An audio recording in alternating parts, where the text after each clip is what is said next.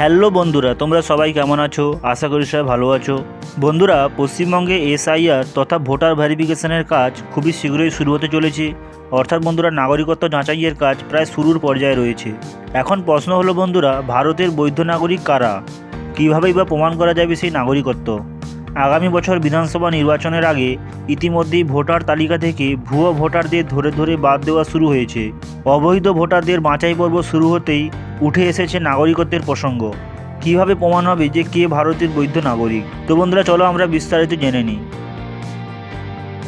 এখানে দেখতেই পাচ্ছ বন্ধুরা, নির্বাচন কমিশনের তরফে বলা হয়েছে আধার বা ভোটার কার্ড কোনোটিই নাগরিকত্বের প্রমাণ নয়।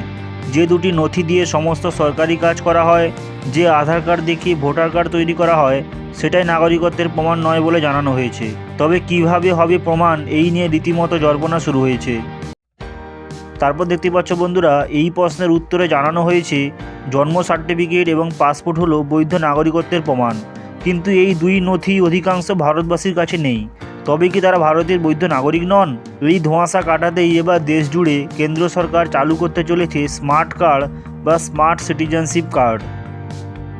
তবে গুঞ্জন শোনা যাচ্ছে দেশ জুড়ে এসআইআর ও জনগণনার পর ইস্যু করা হবে স্মার্ট সিটিজেনশিপ কার্ড।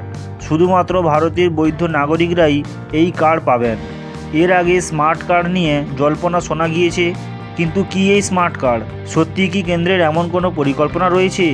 এর উত্তরে স্বরাষ্ট্র মন্ত্রকের তরফে জানানো হয়েছে সংশোধিত নাগরিকত্ব আইনে প্রত্যেক নাগরিককে নথিভুক্ত করার এবং বাধ্যতামূলকভাবে সিটিজেনশিপ কার্ড দেওয়ার অধিকার কেন্দ্রকে দেওয়া হয়েছে।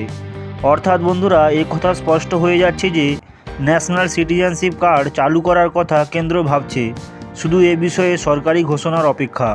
তো বন্ধুরা, তোমরা দেখতেই পাচ্ছ কেন্দ্রের তরফ থেকে কিন্তু ন্যাশনাল সিটিজেনশিপ কার্ড দেওয়ার পরিকল্পনা করা হয়েছে।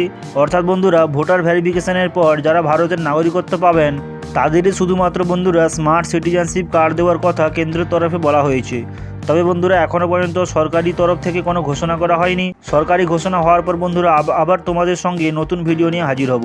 তো বন্ধুরা, এই ছিল আজকের ভিডিও। যদি ভিডিওটি ভালো লেগে থাকে তাহলে অবশ্যই একটি লাইক করো এবং বন্ধুদের মাঝে শেয়ার করো, এবং এরকম গুরুত্বপূর্ণ ভিডিও পাওয়ার জন্য আমার চ্যানেলটি সাবস্ক্রাইব করে আমার সঙ্গে জুড়ে থাকো।